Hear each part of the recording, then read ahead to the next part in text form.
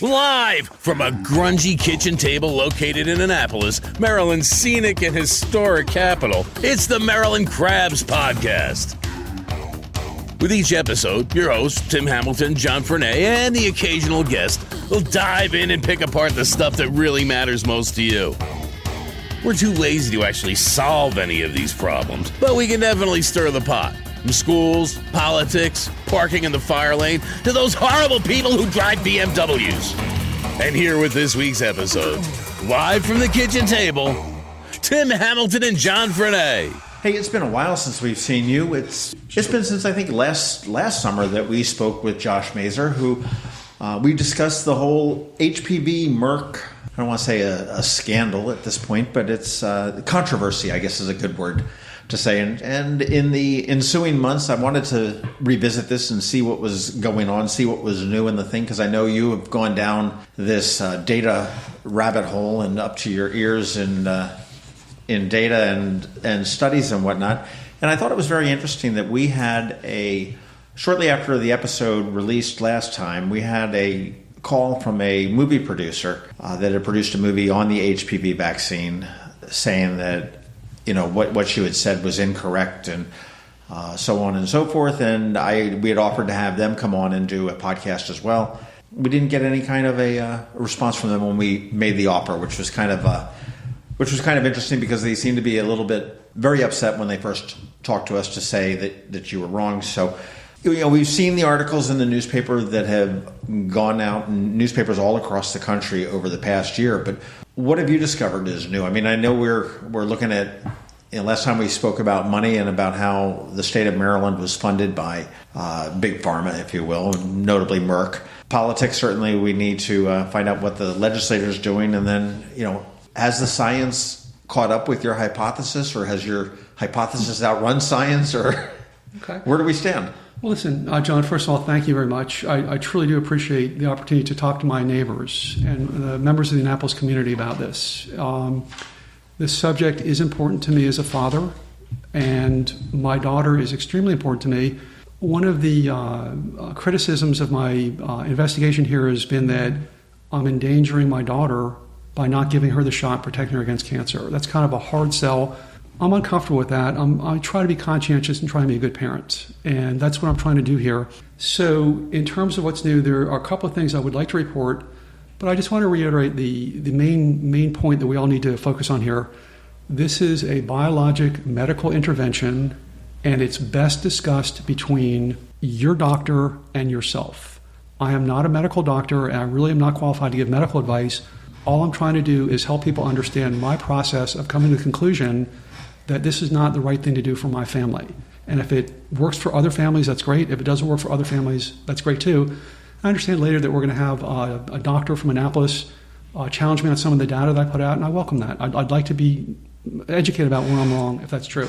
Well, you do mention that you are not a doctor. Correct. You don't even play one on television, I don't believe.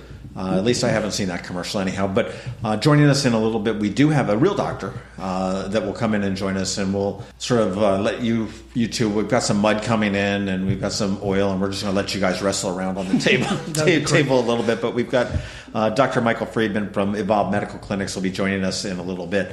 As far as what you've done, what do you know? What's new? Well, I'll tell you what, John, let's break it down into three areas. Let's talk about money, politics, and science. So starting with the money, the latest Public Information Act requests I filed have shown that the state of Maryland got approximately an additional $18 million, more or less, directly from Vaccines for Children, or CDC, since we spoke. And that brings the running total up in the range of $150 million. I have a document signed by Kurt C2 of the Prevention Health Preparedness Agency under DOH. That's a $33 million document signed in 2017. I think one of the more interesting documents was signed by Dr. David Blythe, who's the chief epidemiologist for the state of Maryland. He signed a $447,000 grant document in 2017. We've discovered that the HPV task force in Maryland took $20,000 directly from Merck, and we see that the PHPA, Prevention Health Preparedness Agency, in 2016 got a $70,000 contribution from an organization called the Association for Immunization Managers, and their number one funder is Merck. So what's new under the money is more federal money, more nonprofit money, and now we see money coming in from a lobbying group. So the money situation is getting more cloudy because there's more money. So that's where we stand with the money. I mean, I would say the running total is approaching 150, 160 million. The other aspect of the money that I think is very interesting, and I want to touch on this in the context of the HPV Vaccine Symposium. So the HPV Vaccine Symposium was hosted by the Maryland State Department of Health Prevention Health Preparedness Agency, which is headed by Donna Google, MS. In March of 2018, they gathered all the big pediatric practices in Maryland at Ten Oaks, Maryland. They flew in Dr. Alex Casale, who is a paid consultant to Merck and a medical doctor. Now, during the course of this all-day seminar, and we have all the slides from the seminar, we have Public Information Act notes of the presenters from the seminar. It was Dr. Haft was there, Susan Chadowitz, past president of the American Academy of Pediatrics, was there, Dr. Ferch, F-E-R-T-C-H, current president of the American Academy of Pediatrics, was there. In terms of the money, this is something that very interesting that developed in this conference. We had Dr. Ferch announce a study being run out of UNC School of Public Health, Gilling School of Public Health, that will pay a $100 per provider vaccine if it's administered in the context of a study to help increase uptake of the shot. So she was soliciting for 2 medical practices in Maryland to partake in the study, and every patient who took the shot as a part of the study would receive $100. The provider would receive an extra $100 per shot. So if you get 5,000 or 10,000 kids enrolled in the study, they have to get 2 shots. That could be a lot of extra money. I sent an email to Dr. Ferch, and I asked her, could you please show me the Institutional Review Board ethics approval for the study? She hasn't replied. I asked her to show me that each study participant, each kid who was in the study, signed a release acknowledging that they were in a study. And lacking those 2 documents, what we have is unauthorized experimentation on human subjects. And that's something that should concern all of us in Maryland. So I hope Dr. Ferch can come through with that documentation I requested from her. Well, is giving for lack of a better word, a spiff, I mean, I don't think that's illegal, and I think that's happened many times in the past to say, okay, to incentivize a doctor to, and I mean, we've heard of that in different things. I mean, you look in the ED world, I believe that they, I think that was Pfizer that made Viagra when that first came out, and it was, or maybe Cialis is saying, hey, if your patient can use Cialis instead of Viagra, we'll pay you a bonus, if you will. I disagree with it personally. I think the doctors should be incentivized by the money that they charge or get reimbursed by the insurance company. But I don't think that should come into play. But I do believe that's somewhat of a common practice. Okay, so I'm reading now, John, from the Maryland Department of Health, MBP, State Maryland, U.S. I'm on the Maryland Board of Physicians complaint page, and I'm looking at a Q&A that says, what kind of complaints result in discipline? And it says, accepting money or other consideration in return for patient referrals. That's one of their more serious areas that they're going to look at. Is Dr. Ferch talking about money for patient referrals? Well, when she's soliciting a group of pediatricians to enroll kids in a study and provide the practices $100 extra per shot administered during the study, she called it an honorarium. It sounds to me more like a kickback, and I hate to use such a charged word, but I'm not sure what else you call it. I didn't realize that was there, so that answered my question. And I could be misreading it. It could be perfectly above board, but I have not received the IRB, and I have not received the study releases. So until I see those, I think we have a question over this. So more on the money at this conference, John, Dr. Casale, Alex Casale, who's a paid consultant to Merck, put up a slide, and she said, wine, dinners, quality incentives for doctors with a big dollar sign next to it. And the implication there is to incentivize the movement of the product. They're going to be giving away free dinners, bottles of wine, and bonuses to doctors, quality bonuses. I have an affidavit from an eyewitness who was at the conference, and the eyewitness affidavit says, Dr. Casale looked over the crowd and said, divide your medical practices into 2 groups. Award the group that sells the most HPV vaccine a bottle of cheap wine, You'll be amazed at what these people will do for a bottle of cheap wine. And at that, the room erupted into laughter. So from the point of view of a consumer and someone who is concerned about my daughter's health and my neighbor's kid's health, it sounds unseemly. And I don't want to point fingers and say it's bad until we have evidence, but we know that this happened. That would be one thing if a doctor turned around and said, hey, I've got this experimental, if you will, or this new drug and whatnot, and here's the situation, but and just to let you know, I am getting a little bit of a stipend for this, and then I can turn around and say, well, who are you working for?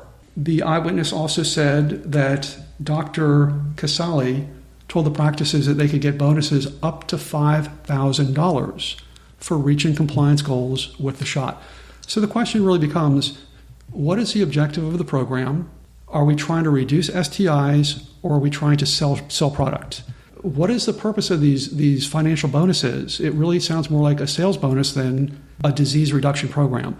So when Dr. Casale offers $5,000 bonuses, that to me makes me uncomfortable, because if my kid is the one, if my kid gets that shot and that tips them into the $5,000 bonus, well, what is their medical advice based on? Is it based on getting the bonus, or is it based on the needs of my family? Right. So I think that's a fair question to ask, and I'm sure there's a legitimate and above-board answer for it. I just haven't gotten to it yet.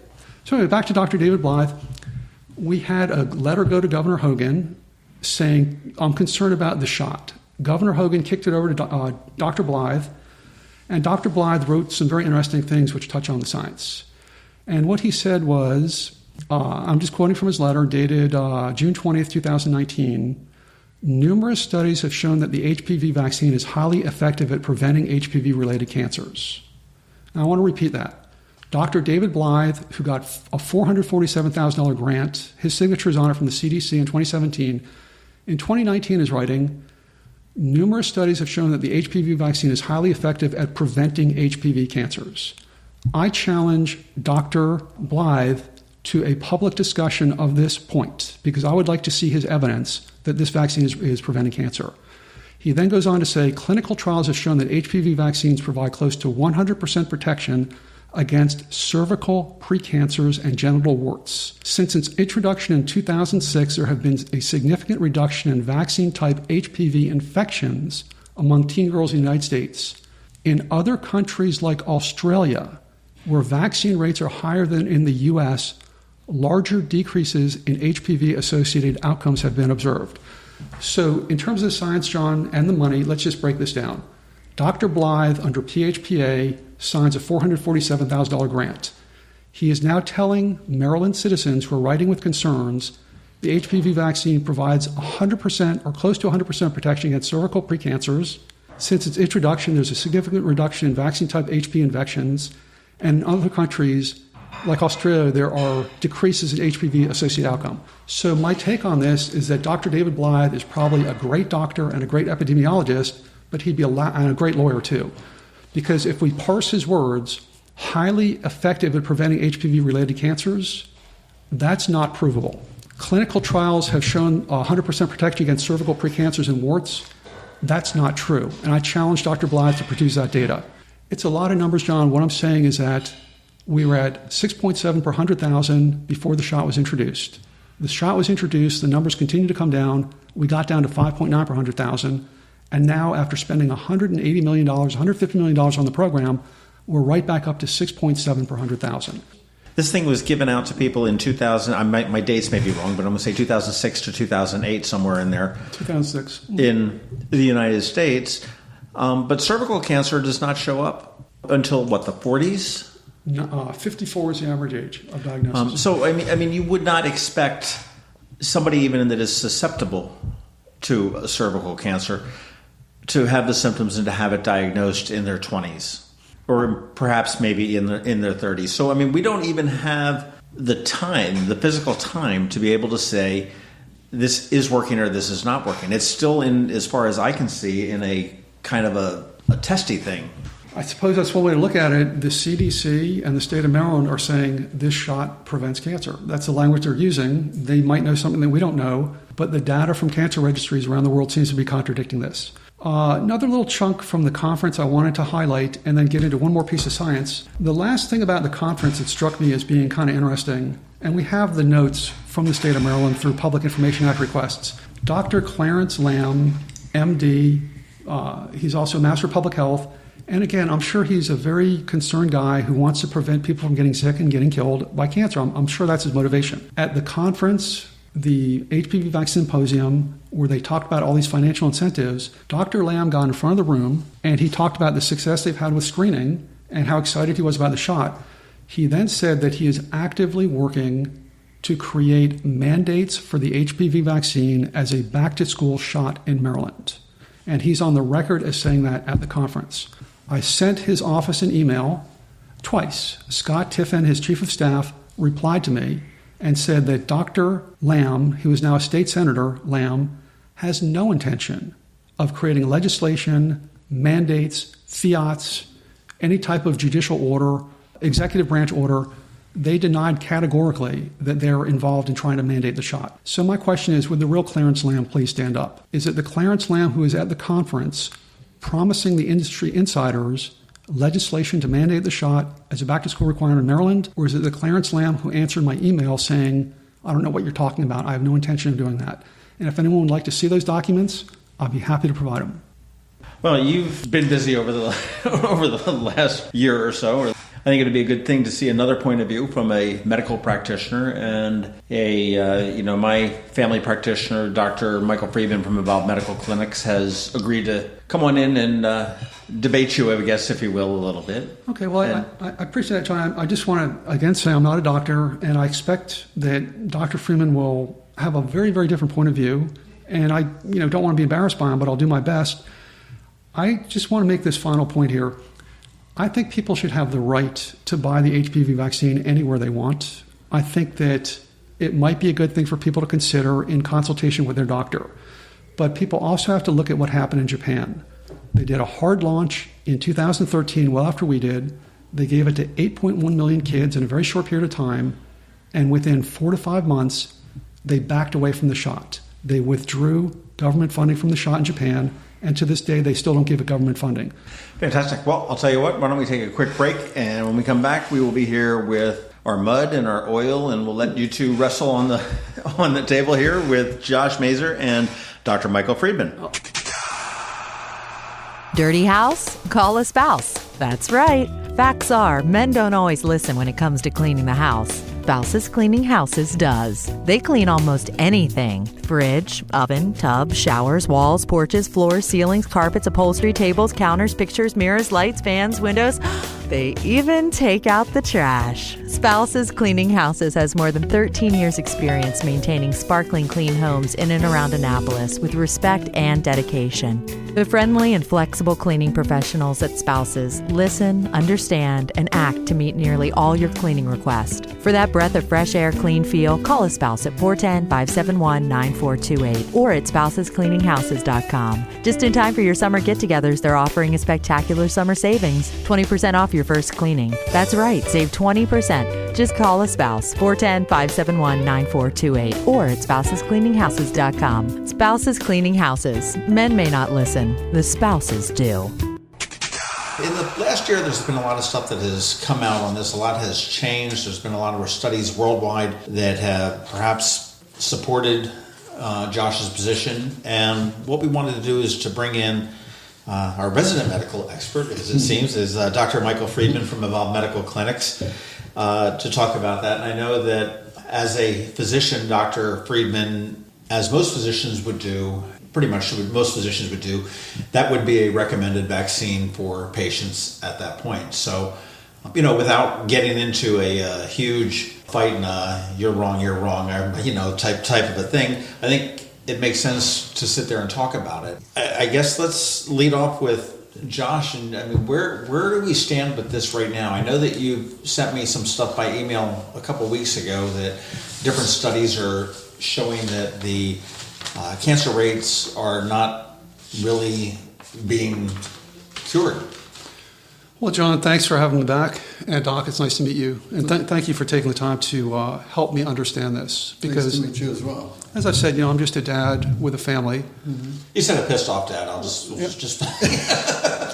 I'm not a medical expert, and I don't want to, influence anyone's opinion, but it is a big decision when you have a healthy young girl or boy and you take them into a doctor's office and you want to, medicate them or do this intervention. What we've seen in Maryland, I've got some new information. First of all, cancer rates in Maryland, invasive cervical cancer, we had basically a 50-year decline in invasive cervical cancers since the invention of the pap smear. We bottomed out, according to data from the Maryland Department of Health, at about 5.9 per 100,000 in 2013.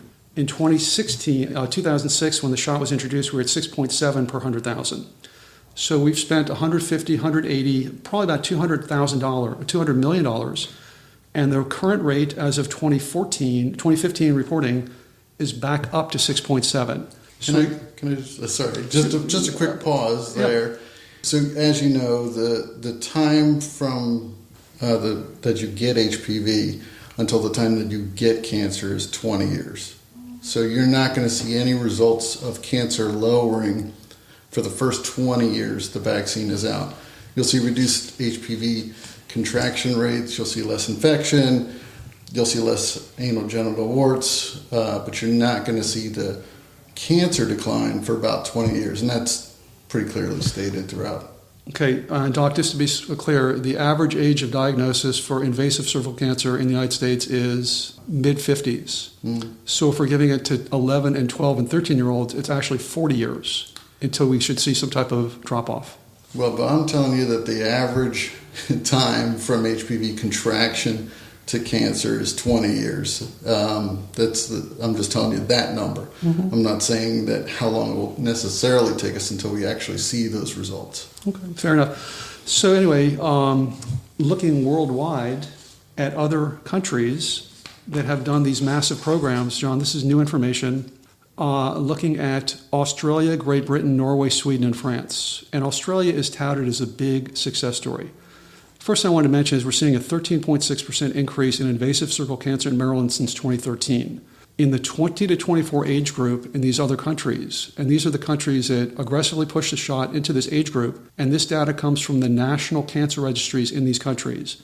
In Sweden, the rate of invasive cancer in 20 to 24-year-old girls went from 1.36 to 3.72, 2007 to 2015, 70% increase in Great Britain, 2.7 to 4.6 in 2014. Australia went from 0.7 per 100,000 to 1.5 per 100,000 over that period of time.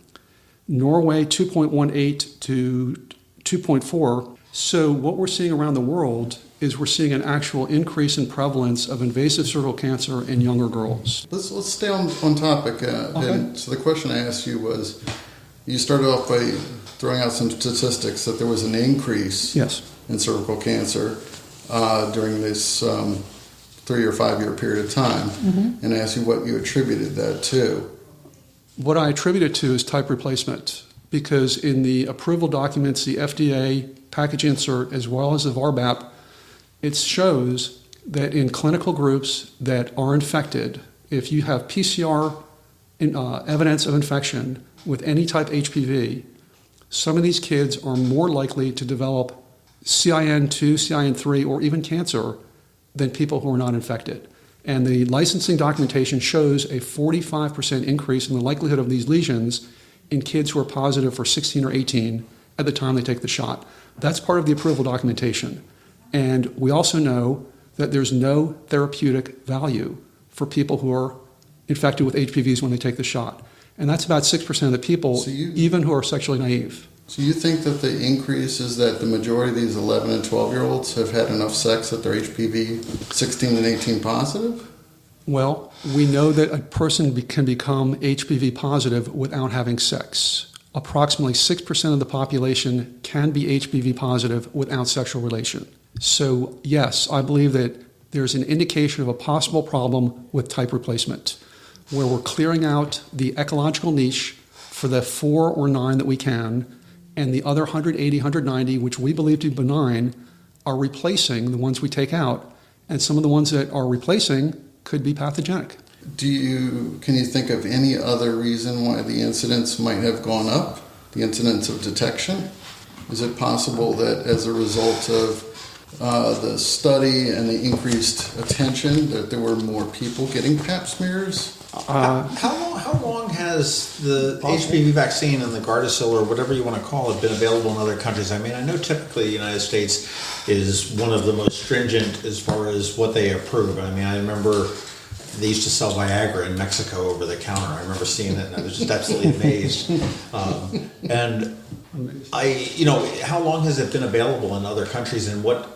I guess I would have to think that's, if you've got a sample in Australia that's been on the HPV vaccine for 30 or 40 years, that's certainly going to be a little bit more of a statistically supportive or degenerative type of an analysis than would be the United States, where this vaccine has only been available for, 15, I think, at this point? Yeah.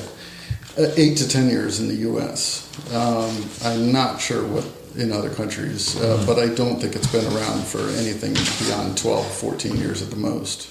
It was approved in 2006 in the United States and most other countries. Australia was the most aggressive with it. In terms of type replacement, I pulled this off of NBC News. This is a discussion of the Prevnar shot. Prevnar prevents 7 strains of pneumonia.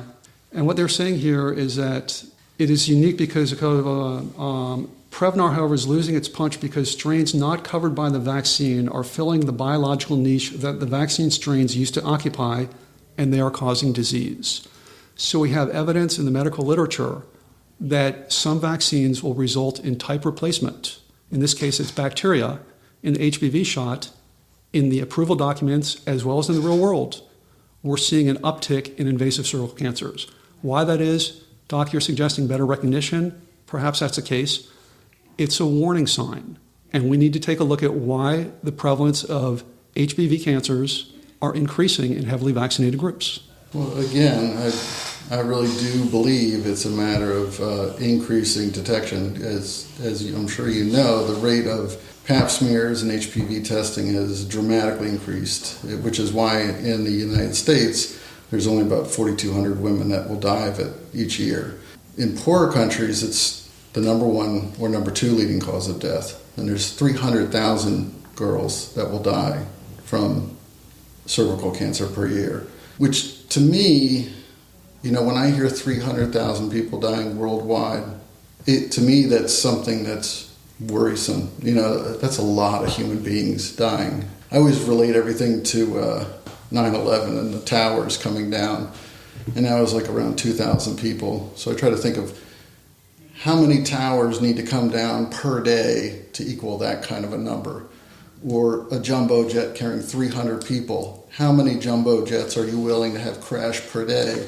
Because maybe there's a statistical anomaly, or that there's been some other reason for the science and the data that seems to be coming out. So personally, I'm very cautious to go against something that seems to be working very well. And although the HPV vaccine does focus on the 2 versions that cause 70 to 80% of cervical cancers, 16 and 18, and you're right, maybe more HPV will backfill that area, more of the benign HPV. But that doesn't mean it's going to cause cervical cancer. There's no evidence of that whatsoever. The only evidence is that HPV 16 and 18, as well as these other high-risk HPVs that are now being included in the vaccine, are the ones that cause the cancer. So having some of these other HPVs, it's possible that one of them may turn out to also be cancerous, and then it will probably get added to a future vaccine.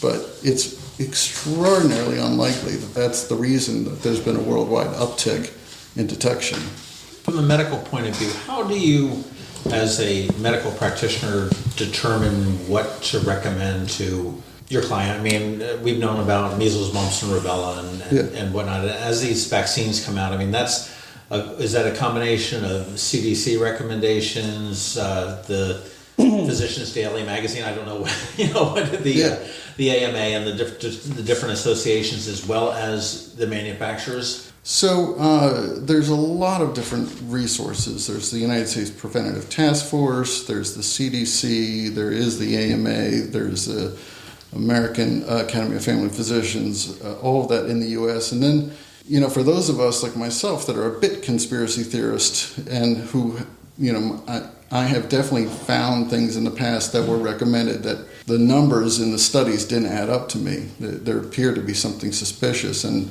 because there was an alternative, I steered away from it. And then subsequently, it turned out to be, a situation like streptokinase and TPA, where the makers of TPA had bought a huge wing of the American. I don't want to slander someone, but it was, one of the cardiology recommending groups.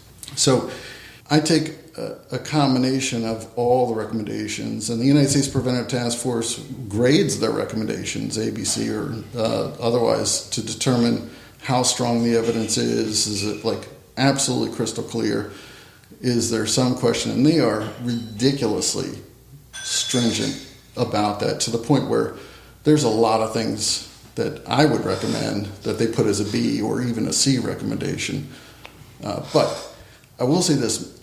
In medical school, I was taught a very important caveat, which is never be the first or the last to prescribe or do a certain procedure.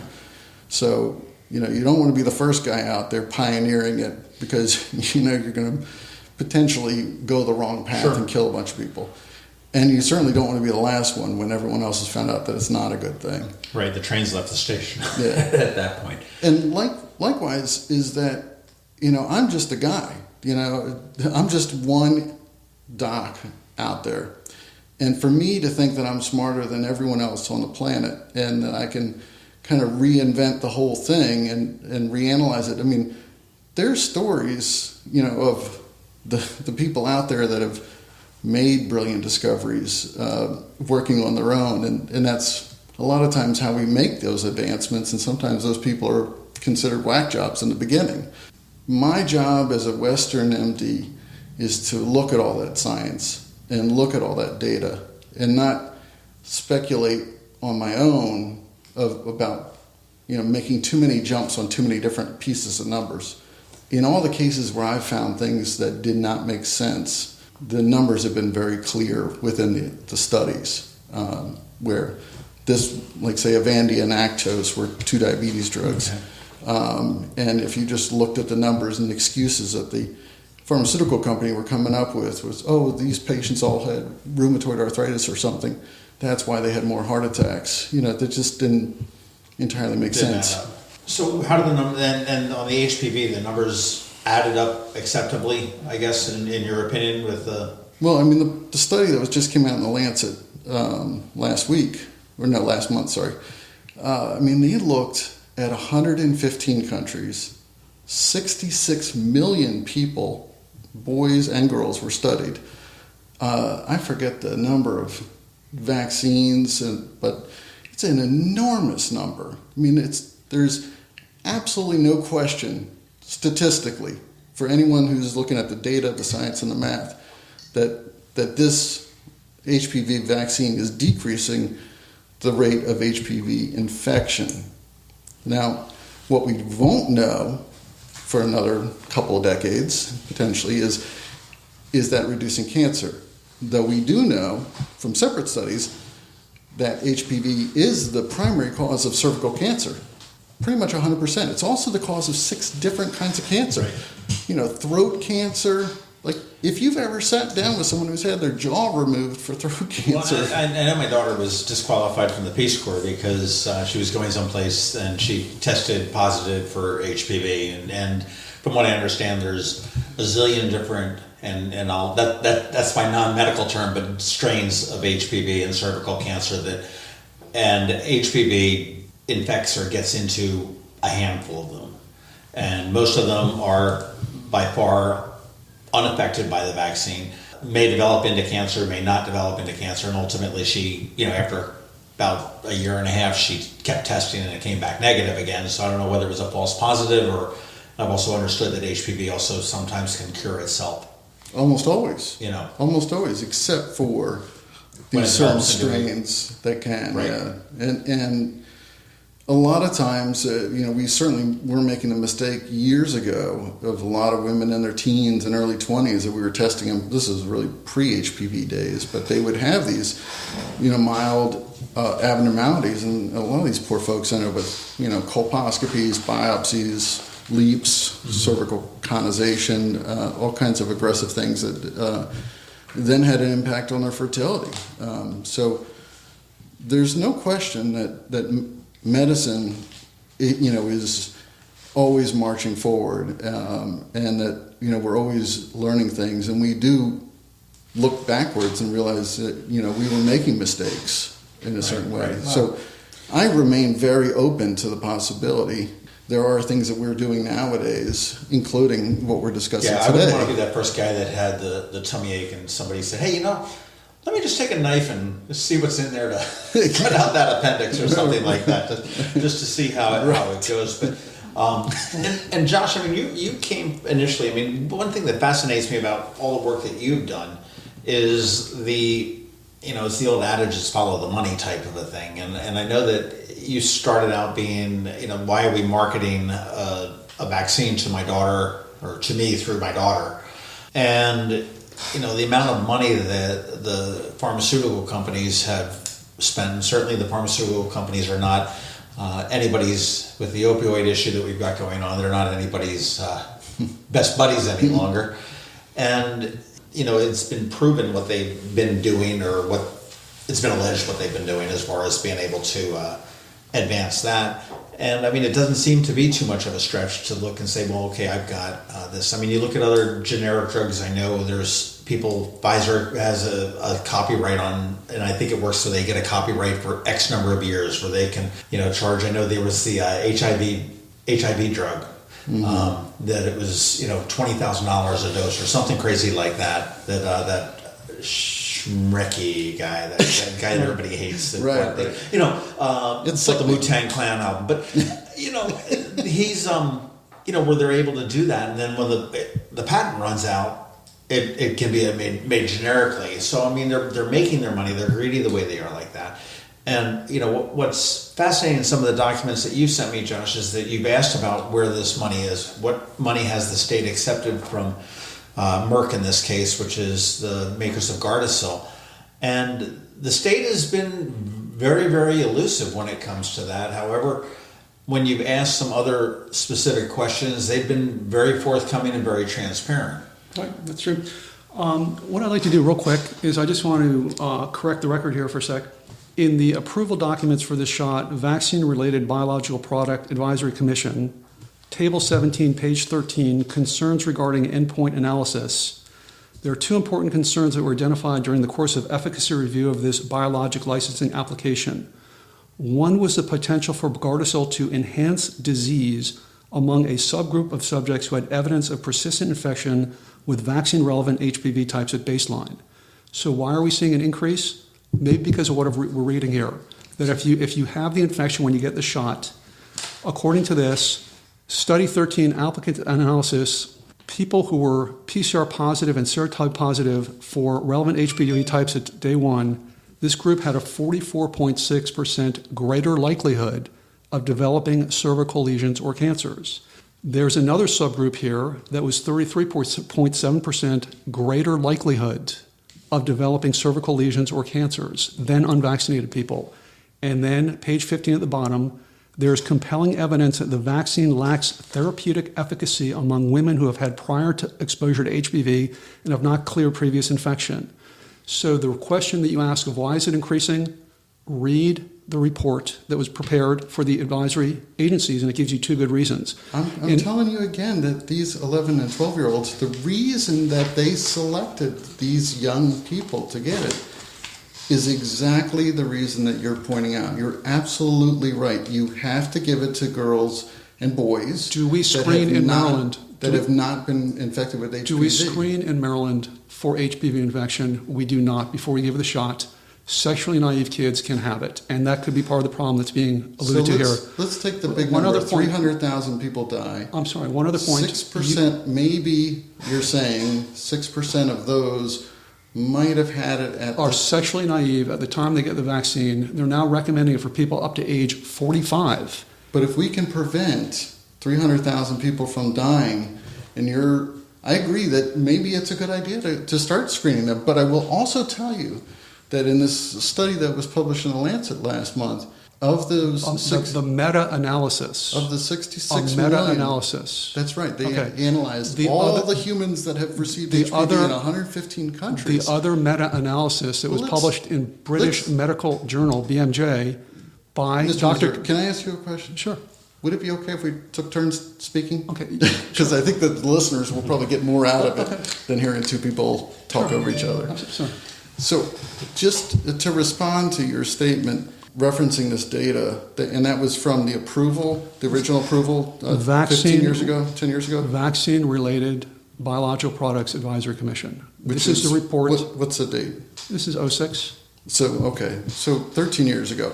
What we found out in the study was that even that people that are HPV infected are benefiting. So the most recent recommendation is actually anyone, male or female, up to 45, regardless of any testing, should get the HPV vaccine. That's what the World Health Organization has moved it up to, just as a result of this last study. And the reason that they're doing that is because the World Health Organization has a new goal. Cervical cancer eradication, just like smallpox, polio, a lot of the other vaccine-preventable diseases, they're hopeful that we can eradicate it 100%. I will give you that I don't trust the pharmaceutical companies, and there's billions of dollars. I think they potentially, have killed people. I don't trust them at all. But I don't think their level of influence is global. I don't think that they can influence the World Health Organization. I don't think they can skew 115 countries' data to affect their needs. Okay, to address your point on the meta-analysis that appeared in Lancet, not too long ago, another meta-analysis appeared in BMJ, put out by the Cochrane Review of Medical Literature, which, as we know, is a very prestigious group. When the Cochrane Review was looked at, they looked at 250 studies out of about 400, and they came to the same conclusion as the Lancet study. The Cochrane Review BMJ report was revisited by Peter Getschke, who was the president of the Cochrane Review in the Nordic Cochrane Review. And what Getschke wrote was that they deliberately excluded 200 studies from the meta-analysis. And when you include all the data in the meta-analysis, you get a safety signal. And the result of that was Dr. Getschke was terminated from the Cochrane Review, and several other of his compadres resigned along with him. And if you read what Dr. Getschke is writing now, he's saying we need an urgent review of the safety profile of this shot based on his meta-analysis that included all the studies. So the meta-analysis is a backward look at cherry-picked data. They're going to find the results that they want because they're looking for it. Why don't we go down to a more granular level and start interviewing people who took the shot and are complaining of sickness or adverse events after the shot? Instead of doing a meta-analysis and saying, we want to save 300,000 lives across the world, what about the people in my neighborhood, what about the people in my community who trusted our docs, we took the shot, and now they have autoimmune disease, or like Emily Tarsal, her kid died. What about those people? Do we just ignore those people and say, that's the sacrificial subset that we need to prevent this cancer in the other 300,000? The problem with the VARES reporting system is that anyone can enter anything. And to that point, there have been some experts that went on there and they put in that the vaccine caused them to turn into the Incredible Hulk. Another one went in there and put in the vaccine caused their daughter to become Wonder Woman. Neither of those two things were ever rebutted. Neither of them were ever called. So the problem with basing your decisions on anecdotal evidence and one individual or another individual outside of studies, there's the difference between science and opinion. When you take rigorous science, and science is based on rigorous study, it's based on looking at those. Your friend that you're mentioning from the Cochrane, you said he was let go from that? Peter Getschke founded the Cochrane Review. But you're saying he was let go from there? He was terminated because, and he said that his views on the HPV vaccine are being censored. Well, Goetschke, Peter Goetschke, founded it. So Goetschke, here's what he did wrong in that situation, is that anyone who's ever done any science review will tell you, in any kind of meta-analysis, when you sit down, and I worked with the CDC for a little while, when you sit down and look at the studies that are out there, 250 studies, you cannot believe how horrendous some of those studies are. I mean, there's like some studies from Uganda where like Fred and Jane put out a study and it got published in some ridiculous journal. You have to look at the numbers. You have to look at who was included. You have to look at how well it was set up. And there's statisticians. There's a whole field of study that's all that they do is figure out statistically, is this a good study? Is it powered to find the findings that they're looking for? So if you don't have a properly powered study, the idea of including all those studies that are poorly powered or poorly done or have bad methods, like, are you going to include all the Nazi studies? Like, what studies, if you include everything that anyone did, you include the one my son Ben did for like his science fair, I don't think, that you can take that end result and say, oh, we need to do something with it because, little Johnny had this 8th grade report. Okay, well, just let me say again that the headline in BMJ was Urgent Safety Review of HPV Vaccine Needed, and this was published within the past 6 months based on a meta-review started with the Cochrane Review. In terms of the science behind the adverse events, I hear what you're saying about the vaccine adverse effect reporting system. Emily's kid was reported to that, and she did die. And of course, there are going to be false reports. We also have the vaccine safety data link. What I'm looking at now is the FDA package insert. And what the FDA package insert shows that in 10,706 Gardasil recipients against their version of a placebo, the rate of, these are called systemic autoimmune disorder after enrollment in the study. The rate of serious systemic autoimmune disorder. This is from the approval document. This is the science that got the vaccine on the market. Stuff. This is the package insert. Mm-hmm. 2.3% of the kids who got the shot had something like arthritis, autoimmune thyroiditis, celiac disease, diabetes, all kinds of things. It goes on, hypothyroidism, inflammatory bowel disease, multiple sclerosis. 2.3% of the kids in the study of these 10,000 came up with what they call a serious autoimmune disorder. That's not VAERS, that's the package insert. Right, next to it is the placebo. And interestingly, doctor, the placebo in the FDA studies is called amorphous aluminum hydroxyphosphate sulfate. So they gave half the kids aluminum, amorphous, I can't even describe what it is. They gave the other half the vaccine, and they came up with a 2.3% rate of serious adverse systemic reactions. What is your response to that? My response is that this is very typical for early studies. You're talking about like this is the kindergarten of studies.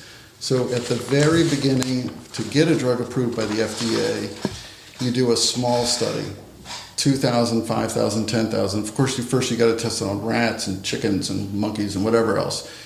Once you get to the point where you believe it's reasonably safe and the ethics committees approve you, then you go on to do the study on humans, which is a big deal.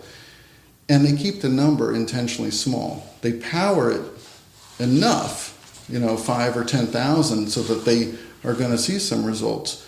And that initial data does go into the package insert. And then what happens is you have to look at the post-marketing analysis. I'll give you a good example that John was mentioning earlier, Viagra. So Viagra did a study showing safety and had a brilliant safety. Like nobody was dying from it. It was great. And they had, 10,000, 20,000. They had a huge number of people because there was a lot of people volunteering for that study as opposed to like, let me get a shot that may or may not help 20 years from now. Mm-hmm. And then what we found out was all these men started dropping dead. And we discovered that if you take Viagra with nitrates, that can kill you, drop your pressure. We also found out that sometimes Viagra will cause blindness or this blue vision thing. And it took millions, when you had to get up to the numbers in the millions to find those side effects and those adverse results. Likewise, you'd be making a mistake and advising people very poorly if you based your data on the kindergarten data as opposed to the meta-analysis, as opposed to the 66 million. You really should look at the larger numbers and divine your own. I mean, if you took the raw numbers and divined out your own statistical significance and found concern, that would bother me. Well, we could say the same thing about the 737-800. It flew hundreds of millions of miles safely, and it only killed 346 people. The other interesting thing about this phase 3 clinical trial involving 25,000, 28,000 kids is that they use a placebo called amorphous aluminum hydroxyphosphate sulfate. And this is a Merck product. I'm confused by this, Doc. Maybe you can help clear this up for me. This is from the Merck manual, and it's called placebo. And they define placebo. Placebo are substances that are made to resemble drugs but do not contain an active drug. Can you please explain to me why in the phase 3 clinical trials of this product, we took 10,800 kids and gave them the shot that contains amorphous aluminum hydroxyphosphate sulfate and compared it to a similar sized group of kids and gave them amorphous aluminum hydroxyphosphate sulfate and then said, hey, look, the rate of systemic autoimmune disorders after enrollment are the same. Where is the placebo that Merck defines as a placebo? Why is there no placebo control, for example, saline, or someone who didn't get anything? I'm really confused by that point. Yeah, and I think you misspoke. I think you meant the first group was the people that got the vaccine, and the second group got just the aluminum. You said both groups got I'm sorry, aluminum. Both groups got aluminum because the amorphous aluminum hydroxyphosphate is the adjuvant in the shot. And then they gave an equal amount of that product to the control group. Yeah. And as a physician and as a scientist, I seek your opinion. Yeah, that's what we call science. You have to you only want to control your variables as tightly as possible. So you don't want to give like one group a shot of like saline or one group a shot of like a flu vaccine, because you never know. Maybe it's going to help something down the road. So you want to give them as close to identical as the same thing.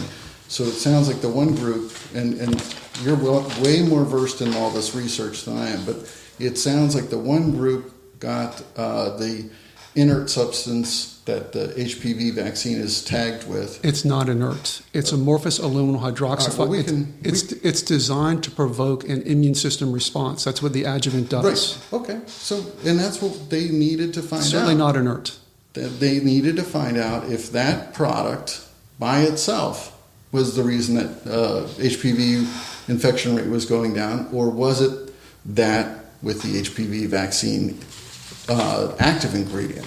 Do you see, Doctor, a 2.3 rate of systemic autoimmune disorder over 7 months in your clinical practice among kids? So, with the kids who don't... The more important question isn't what I see, and that's the point that I will keep going back to over and over, is that if you pull out anecdotal evidence like Michelle Bachmann did in 2011 and say, oh, so-and-so, little Johnny's mom came up to me and said that he drowned after getting the vaccine, that information is not helpful. What you want to do, and what's helpful scientifically, is when you look at the overall data. So really what I'd want to know is what is the rate of people reporting an autoimmune disorder who are in a study who've received nothing. We don't have that information. It's probably out there, actually. It's not out there, Doctor. It probably is. Well, if it is, it's locked away in the Vaccine Safety Data Link or some other data source that's not available to me as a consumer. But please, let's be clear here. I'm not giving you anecdotal stuff. I'm reading to you from the VARPAC, the Vaccine-Related Biologic Product Advisory Commission report, and I'm reading to you directly from the FDA package label.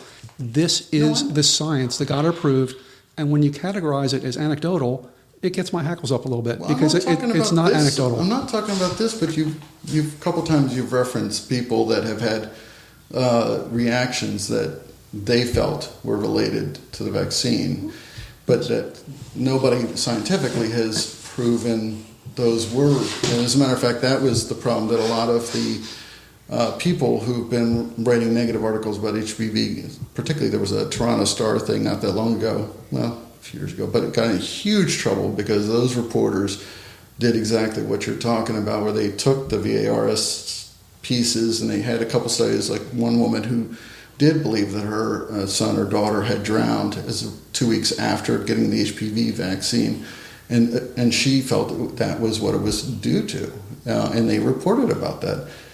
The problem is, you have to look at the big numbers. If I see a whole bunch of 12-and-a-half-year-old girls drowning 2 weeks after HPV vaccine, those numbers are going to come up, and that's what I'm going to be worried about. But if you statistically and scientifically and rigorously piece out all this information and look at it, that's not what this data is showing. I beg to differ. The data that I'm looking at, again, directly from the federal government approval process, 2.3% rate of autoimmune disorder in the study groups. Are you familiar with any other studies? Like for other drugs? Because I don't think I've ever seen a study that doesn't list thyroiditis, autoimmune. It's always on there. And it's always, there's always some numbers. And what scientists are doing is they're never comparing with the people who are getting the placebo, whatever that placebo is, which is often like, some totally benign substance. And again, you want to control your variables. You don't want to have like 1,000 different variables. So you want to just say, how does the people who are getting the placebo compare with the people that are not? And you look at the p-value, that's the number you look at. It doesn't matter. You can have 14% of people say there are certain drugs that there's like a 30% placebo rate for. And so you have to compare it to those placebo rates. Okay, well, as a clinician who's prescribing the med, do you have any data of an inert placebo such as starch or sugar water? Because in all the research I've done on this shot, the only placebo control I've ever seen is amorphous aluminum hydroxyphosphate sulfate. They're giving one group of kids a shot, they're giving the other group of kids the adjuvant, and they're saying, look, the rate of adverse events are the same, everything's fine. I would like to see a placebo control group that is inert. Have you seen that? Would you want to have your kids end up like, if you go to anecdotal stuff, you go to me seeing people, who I have to tell them, I wish you would have done X, Y, and Z, because now you're going to have to die. That's not answering my question, That's Doctor. horrendous. Do you have a placebo control study that uses, where is the placebo? It's right there. You just talked about it. One is amorphous aluminum hydroxyphosphate sulfate. The other study, contains... That's called the placebo. But Merck defines the placebo not as amorphous aluminum hydroxyphosphate sulfate. Merck defines the placebo as substances that are made to resemble drugs but do not contain an active drug. The placebo in this study provokes the immune system. That's what it does. Right. Where is a study of these 30,000 kids against nothing, against something that doesn't provoke the immune system? Will we see the 2.3% rate in those kids? Yeah. We don't have an answer to that. No, and I guess we could let 300,000 people die every year for the next 30 or 40 years until those studies are done. But that seems imprudent to me. Or we could let 2.3% of people suffer a serious systemic autoimmune event from the untried, untested adjuvant. Where is the placebo control against the adjuvant? That was in 2006. We're not seeing that. We're not? No, we're not. Not out of the 66 million that was just published, and not in that BMJ review. We're not seeing those kind of numbers when you look at all the people that are getting it. We are not seeing those adverse reactions. Is this coming down to a case of, almost acceptable risk? Well, there's definitely the acceptable risk thing. If we didn't have acceptable risk, there's no question. If you came in with pneumonia and I give you an antibiotic, there is an absolute chance that antibiotic is going to kill you. Right. You could have an anaphylactic reaction. You could develop C. diff diarrhea. You could, have a prolongation of the QT interval and have go VFib arrest. Not to come see you for... Every drug that we have, every potential medicine or cure has the potential for harm. There's nothing out there that's 100% safe. Aspirin kills a ton of people per year. No, but with the HPV and the Gardasil, is this I certainly understand your point as far as the drug companies marketing, because I don't trust the drug companies and everything else. I'm all in favor of drugs. I don't have a problem with pharmaceutical companies. I think that, but as we look on this, and again, I'll go back to my naivety here, is that we've got a group of people that started this drug 10 years ago, where the cancer shows up. And you said that the incident from contracting to cancer is usually 20 years, but again, the average age of cancer diagnosis, you said 50-something? 54. 54. So this drug was introduced to 11, 12, 13-year-old people a decade ago. So these are the mid-20s. They haven't gotten to this point. So my question is how do we know whether it's effective or not? I mean, I think we can safely say that it is not massively killing people. I mean, this is not anthrax that we're putting in a pill where people are dropping dead, as you had mentioned. All of a sudden 11-year-old girls are drowning.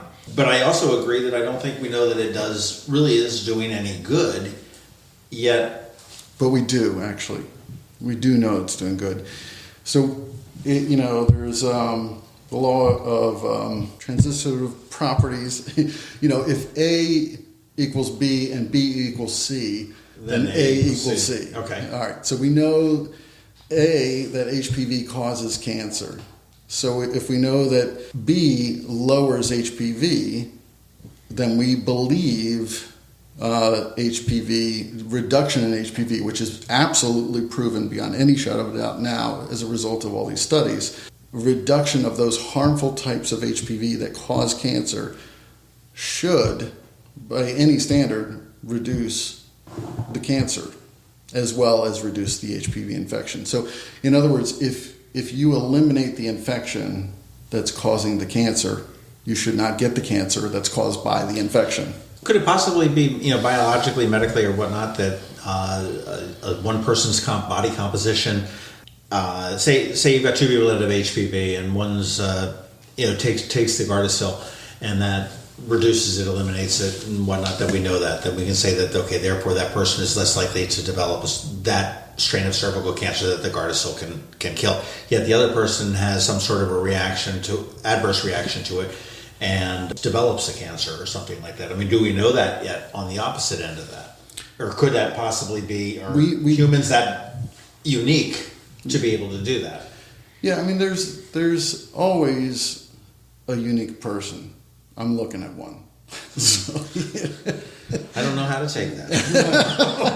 Yeah, there's always an outlier. There's always someone that doesn't follow the norm, and thank God for them, because we would not be where we are without those people. Right. But what we're looking to do as a Western civilized society is to attempt to improve our outcome as a human race, as a vast majority of us.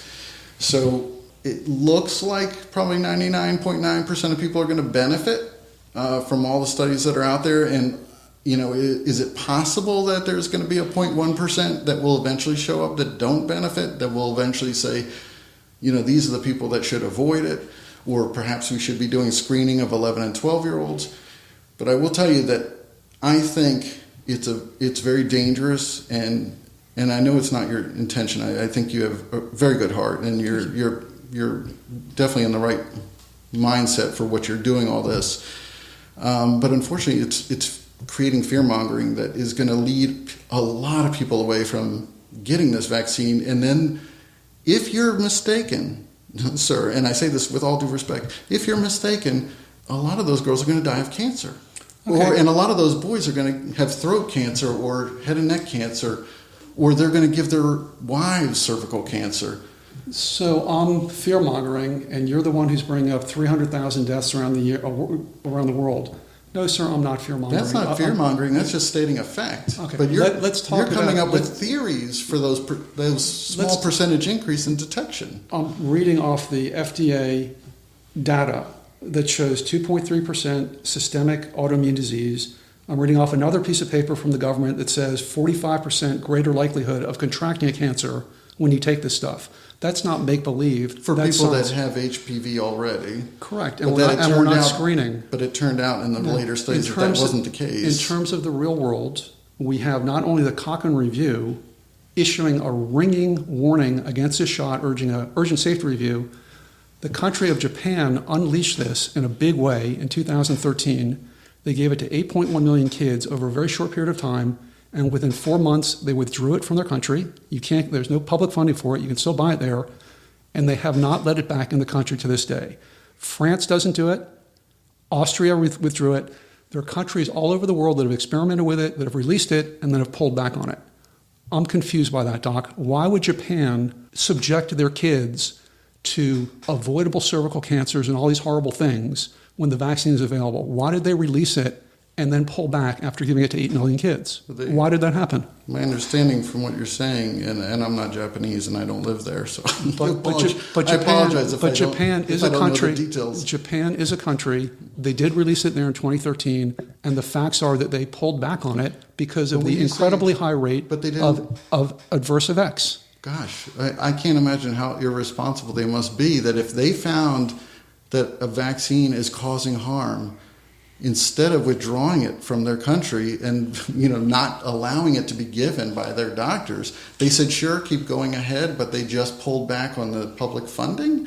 I think maybe they pulled back on the public funding, and I'm not sure why. Maybe something fell through. Let me explain the difference between causality and correlation. Well, you're going to tell me that we correlate a drop in HPV cancers from the release of the vaccine, but correlation does not prove causation. Just because we're giving the shot doesn't prove that that's reducing the incidence of the infection. Correlation does not prove causation. Yes, I get that.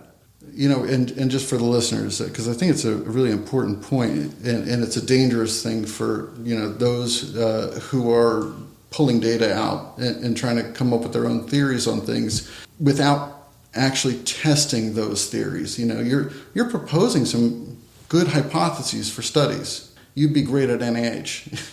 You should be sitting at a conference table helping them come up with the next studies to do.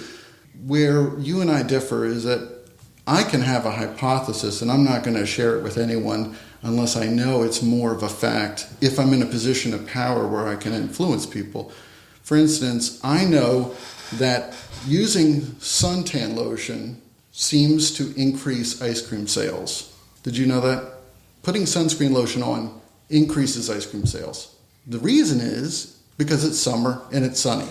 But if you make the wrong diagnosis there and you say, well, the reason that we see sunscreen going up and we see ice cream sales going up at the same time and coming down at the same time and they move together all the time, you could say, well, it's something's in the sunscreen tan, something in the sunscreen lotion that's causing the change in ice cream sales. But unfortunately, that's, you do the test and you find out, no, they're not related at all. They're correlated, but they're not causing each other. Okay, so on a similar vein, when the country of Denmark has opened 5 uptake facilities to care for kids who claim they were injured by the shot, there are 5 uptake facilities now open in Denmark for those kids. When the country of Japan withdraws government funding for the shot, that's 2 data points. When Colombia withdraws funding for the shot, all these countries around the world are taking another look at this thing and saying, we don't like the level of adverse events after the shot. You're saying the VAERS doesn't capture data accurately. But around the world, other countries are looking at this. We have real-world situations going on. Except for they're not really. But if Japan withdrew their public funding, that could have been for a billion different reasons. It could have been that they, someone else came in to become the prime minister or whatever they have. According to Medscape and Tokyo Times, they withdrew it because of the high rate of adverse effects. That's what they printed in the Tokyo Times and on Medscape. Yeah, but we'd have to know more about that to really understand, what's going on. And just because Denmark is trying to take a more of a look at people that think they were affected by it doesn't mean that more people were affected by it. It just means that they're trying to look more at it, which is good for them. And it's following your hypothesis. It's saying, this is a possibility, let's start taking a look. But before I would go out, pulling the fire alarm on this and having people stop getting potentially the cure for cancer, potentially getting the cure for cervical cancer, man, I would want to know for sure that there wasn't a fire in the building before I went to pull that. Okay, just a quick point here. Good talk needed to combat HPV vaccine myth. New York Times. When people hear about vaccine deniers, anti-vaxxers, they most often think about parents who are refusing to vaccinate their children. But there's another type of vaccine refusal, and it's important that we not ignore that. Doctors sometimes promote the use of some vaccines with less enthusiasm than others. Sometimes they don't talk about them at all. This occurs most often with the human papillomavirus. New York Times 2015. And this is another one. New York Times 2009. A new report finds that the Center for Disease Control and Prevention did a poor job of screening medical experts for financial conflicts when it hired them to advise the agency on vaccine safety, officials said Thursday. Most of the experts who served on the advisory panels in 27 to evaluate vaccines for flu and cervical cancer had potential conflicts that were never resolved. The report said some were legally barred from considering the issues, but did so anyway. And then here's a report on the meta-analysis, and I love the headline in the New York Times. You give your clients, your patients, informed medical consent. They come to you and you say, I have a product here that could possibly prevent cancer. What the New York Times says, based on your meta-analysis, an analysis covering 66 million young people has found plummeting rates of precancerous lesions and genital warts after vaccination against human papillomavirus. The headline is, HPV vaccines are reducing infection, warts, and probably cancer. And then it goes on to say here, because we said 20, 30 years, remember? In wealthy countries, cervical cancer is no longer a major killer because pap smears, biopsies, and surgeries are readily available. Still, many in those countries prefer to avoid warts, the risk of cancer, and the stigma of having a sexually transmitted disease. So the New York Times is saying it probably prevents cancer. 20 to 30 years, we can't say for sure. They're trying to be honest. They're stating a fact. That's how science works. You can't just make stuff up. So we don't know for sure. But the way the state of Maryland is marketing the shot, and I have the slides to show you, is they're claiming that this product prevents cancer. Now, John asked me about the financial stuff going on in Maryland.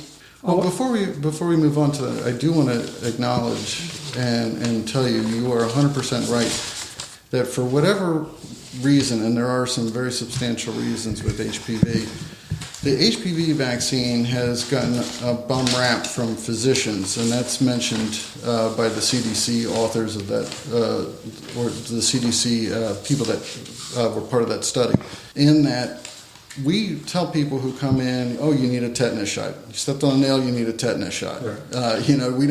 We don't go into a whole bunch of detail about how it kills people, because it does. We don't go into a whole bunch of thing about the flu shot and causing Guillain-Barré and all these things where people are paralyzed for the rest of their life. It does. What we talk about is the known efficacy that is overwhelmingly going to keep them out of the ICU and keep them from being paralyzed from botulism toxin. We keep them, we talk about the benefits, and same goes with, a lot of the other vaccines. The big vaccine that everyone's not talking about, including the doctors, and this is what the CDC folks said, is HPV. And in part, it's because it's a little uncomfortable for parents to think, oh boy, my 11 or 12-year-old girl is going to become sexually active eventually. And so for whatever reason, parents, doctors, but there's been a bit of a standoffishness and a much more optional nature to the HPV vaccine than any other vaccine that's ever come out.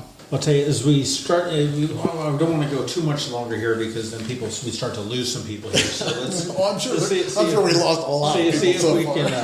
Well, no. We've got a lot of what are they going to say next? So turn it back to the money. So, Doc, let me get your impression on this. In March of... By the way, I'm going to be with you 1,000% on the money. Okay. Because these guys are doing all kinds of horrible things, I'm sure. Well, here's the deal. In 2018, March 3rd, 2018, the Gathering Place, HPV Vaccine Symposium, providers are the key. So the purpose here was to get uptake up. I have a list of all the participants, and they're all the luminaries of our local pediatric community. The speaker, Alex Kasler, MD, FAAP, Chief of Pediatrics. The speaker and consultant is a paid consultant for Merck. So during the course of this seminar, they didn't discuss any type of downside risk to the shot. According to them, there is no risk for the shot, and I don't believe that for a minute. How old is that? This came out in 2018. Because nowadays, the FDA's very strict regulations when you give a talk for a pharmaceutical company, because I used to do a bunch of these, back in the day, when you speak for Pfizer, when you speak for any pharmaceutical company, the FDA is very clear. You're mandated on what you have to talk about, and you always have to talk about the side effects and the downsides. There were 96 slides. I reviewed every single one of them. They talked about anti-vaxxers. They didn't talk about systemic autoimmune disorders as referenced in the FDA sheet. They didn't talk about the need to pre-screen people before they got the shot. Probably because but this is what they turned did. out to be not the case. It's part of the FDA documentation. Yeah, in 06. But you've got to look at that's the kindergarten. We do have to look at the graduate stuff. We have people getting sick from this shot all over the state of Maryland. And just reach out to your That's client. just you're saying that. That's not what the studies are showing. Have you talked to your clients? Talk to your clients about it. But anyway, back to this conference. What Dr. Alex Casilli from Merck told the group of physicians in Maryland, and it was attended by the PHPA. Dr. Haft was there. Ms. Google was there, head of the PHPA. Dr. Susan Chadovich, past president of the American Academy of Pediatrics in Maryland. This is the slide that they put up. In order to move the product, we're going to have physician incentives, we're going to have competitions, we're going to offer wine, and we're going to have quality bonus structures. So I'm kind of confused and concerned by this, Doc. Does this represent medicine by sales contest, and is this appropriate in the state of Maryland? Absolutely not. So I think it's illegal. I think if you showed the FDA that, those people will be in huge trouble and all lose their jobs. Well, that's absolutely shocking to me and awful. This is not a figment of my imagination, like the Japan thing. I don't thing. think it is. Like Japan withdrawing the shot, like Colombia, like Denmark, like all the other countries that have experienced serious problems with the shot, like the BMJ acknowledging we need a safety review, a serious meta-analysis of all the studies. This also happened in the state of Maryland, and it's interesting that in September of 2017, 6 months before this conference, the U.S. Court of Federal Claims issued a decision that said the preponderance of evidence showed the HPV vaccine caused a fatal arrhythmia that took the life of Christina Tarsal of Sparks, Maryland.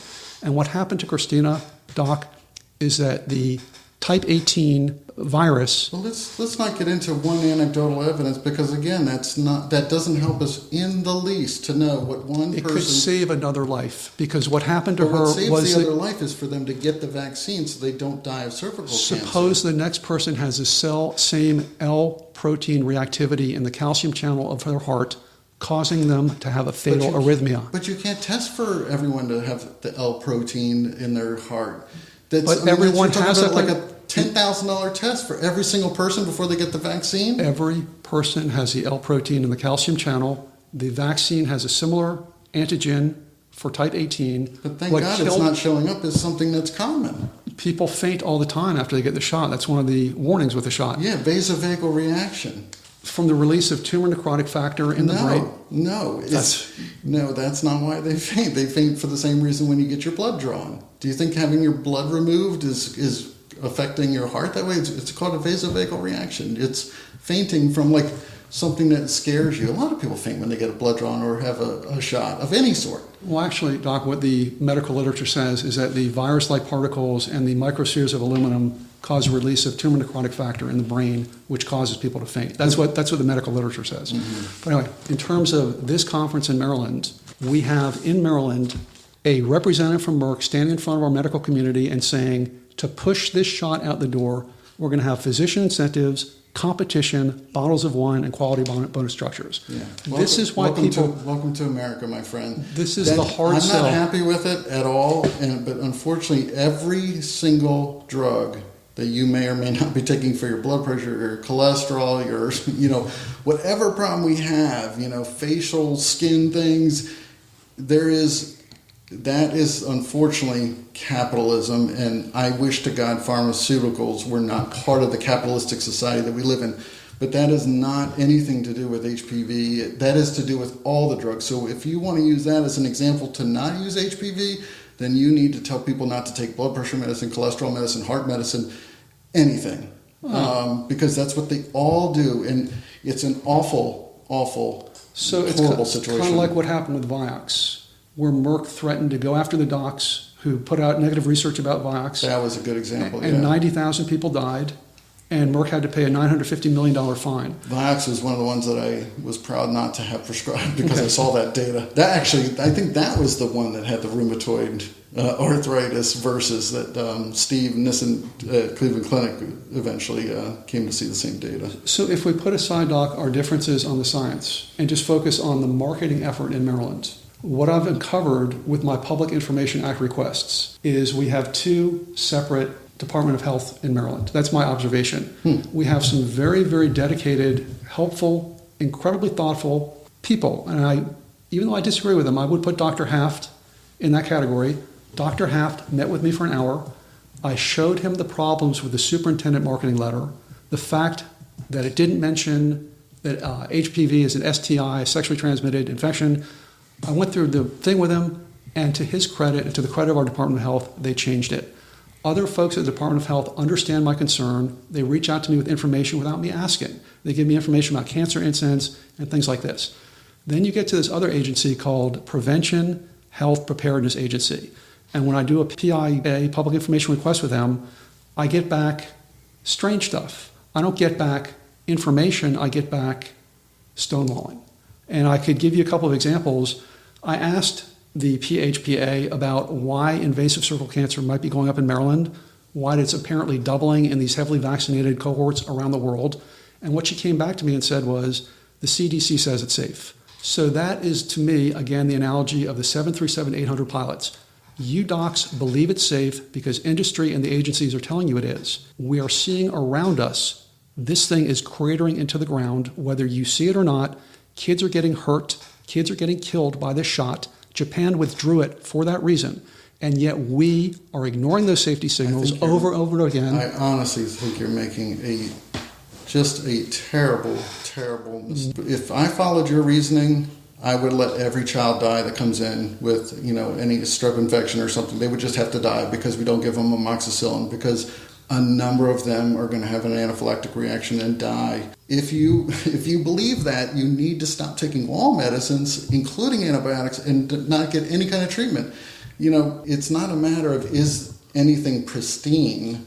Maybe there are some safety things that we are going to find out over time, but the overwhelming evidence across the entire globe, 115 countries that participated in this study, and you can bring up Denmark that's starting to look for stuff, Japan that pulled back on public funding, Colombia, I don't know what's going on in Colombia, but you can bring those things up. But 115 countries are using this. This thing is probably one of the best studied things I've ever seen. A study with 66 million people. That was a meta-analysis. That's pretty impressive to review all that data from all over the world. Usually we get like Finland, 80 people from Finland. So. Okay, just a final point on that, Doc. We'll agree to disagree on that. The Boeing 737 flew hundreds of millions of people safely all over the world. It's a safe aircraft. Yeah. And if you come out and say, I don't want to fly on a 737-800 because I'm concerned that Boeing juiced the regulatory process and the FAA dropped the ball,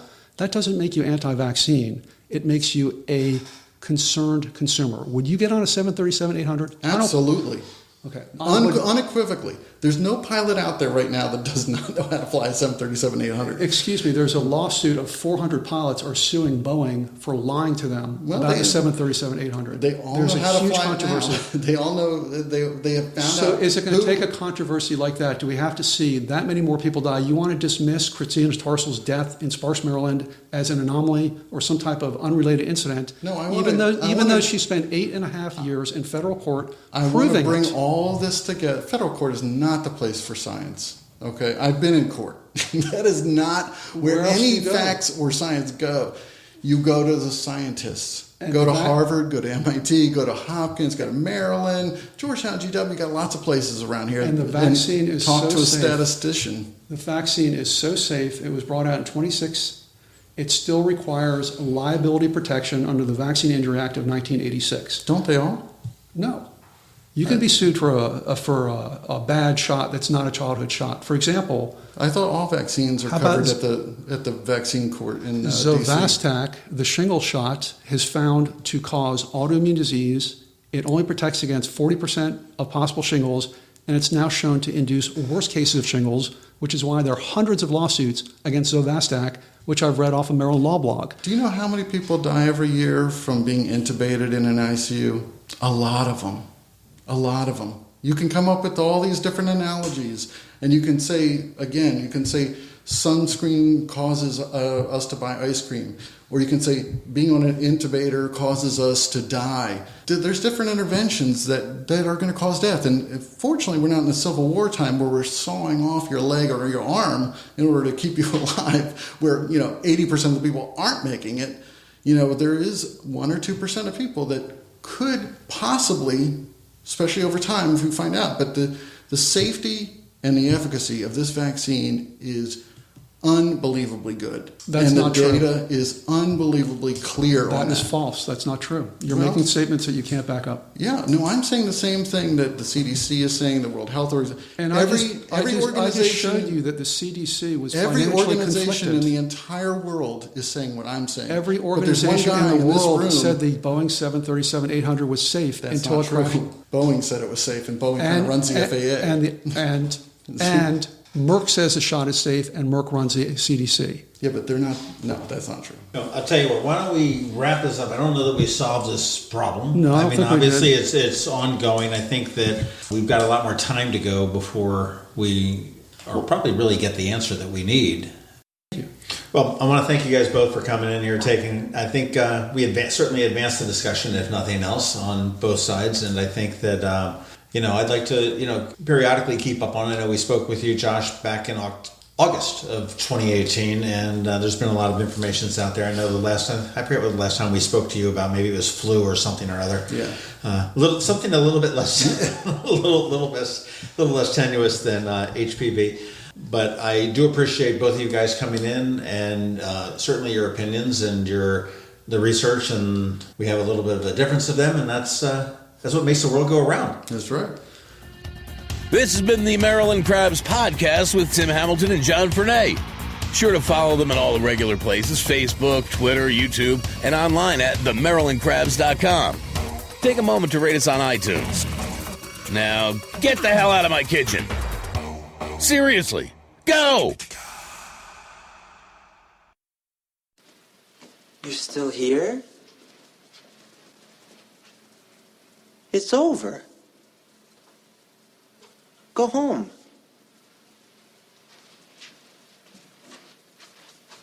Go.